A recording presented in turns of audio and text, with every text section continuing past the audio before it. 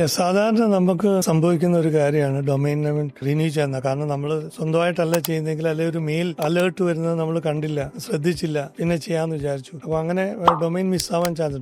.com domain ഒക്കെയാണ് കൂടുതലും അങ്ങനെ എക്സ്പയറി ആയി പോകുന്നത്.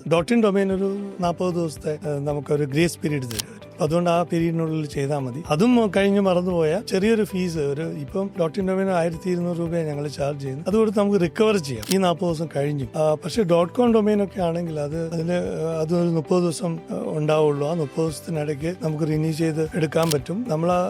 നമ്മൾ റിന്യൂ ചെയ്ത് എടുത്തില്ലെങ്കിൽ ഈ ഡൊമൈൻ ക്യാച്ച് ചെയ്യാനിരിക്കുന്ന ചില സ്ഥാപനങ്ങളൊക്കെ ഉണ്ട്. നമ്മുടെ ചില അയൽ രാജ്യങ്ങളിലൊക്കെ ഉള്ള സ്ഥാപനങ്ങളാണ്. അപ്പം അവര് ഈ ഡൊമൈൻ എടുത്തുകൊണ്ട് പോകാനും പിന്നെ അവരുടേതാക്കി മാറ്റാനും ചാൻസ് ഉണ്ട്. അപ്പോൾ അങ്ങനെയുള്ള കേസിൽ ഇപ്പോൾ .com ഡൊമൈൻ ആണെങ്കിൽ നമുക്ക് ട്രേഡ് മാർക്ക് ഉണ്ടെങ്കിൽ നമുക്കത് ക്ലെയിം ചെയ്യാം. പക്ഷെ ക്ലെയിം ചെയ്യണമെങ്കിൽ നമ്മൾ ഏകദേശം ഒരു 2 ലക്ഷം രൂപയുടെ അടുത്തൊക്കെ നമുക്ക് ചിലവാകും. നമ്മളൊരു $1,500 ഒരു അറ്റോർണിയെ വെച്ചിട്ട് ആണ് intellectual property right organization through അത് ചെയ്യേണ്ടത്. അത് ചെയ്തെടുക്കാം, പക്ഷെ അതിന് ഒരു 2-3 മാസം ടൈം എടുക്കും.